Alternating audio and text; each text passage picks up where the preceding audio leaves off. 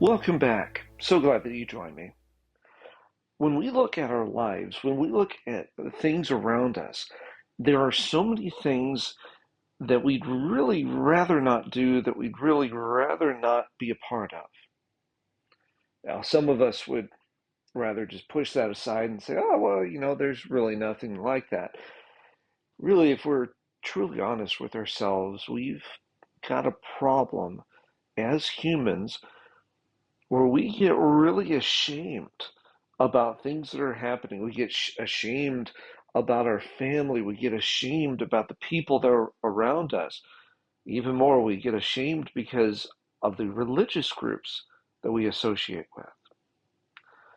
I don't know about you, but throughout my study of the Bible over the many years, one thing that I continue to come back on is God reminding us that He is never ashamed of us, and that we should never be ashamed of Him or the people He brings into our lives. But even more than just that, we should never be ashamed of the very message that He's asked for us to go and proclaim. The message is not our message, it's His. It's a message that's centralized in Him. But even more, He is the message. So often we forget that because we're living lives that are about ourselves instead of our lives being lived in His name and about who He is.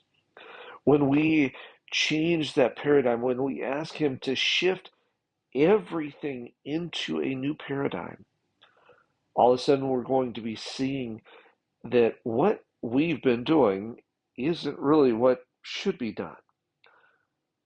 And the more we're going to want to become more and more like Him.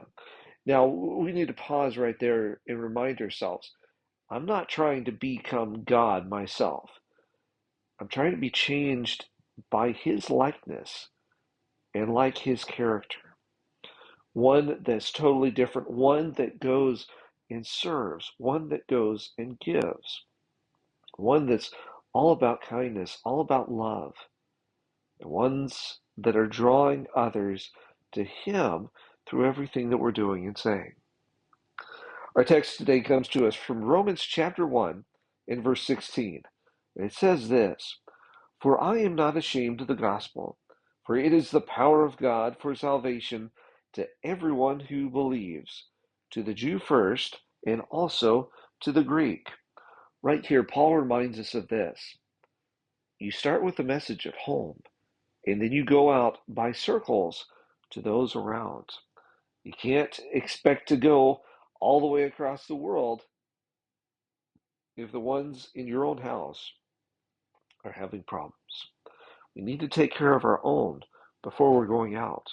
Because if we go out first, people from there are going to be coming over here, which we already see that even in this time. Continually remembering to have this message so buried deep in us that it's changing us first, so that we're able to be used by God to go and help others, help them to be changed, so we united can stand and share what we have experienced in Jesus Himself. That needs to be our prayer. That needs to be our goal. Thank you for joining me. I look forward to seeing you next time as we continue to study God's Word together. God bless.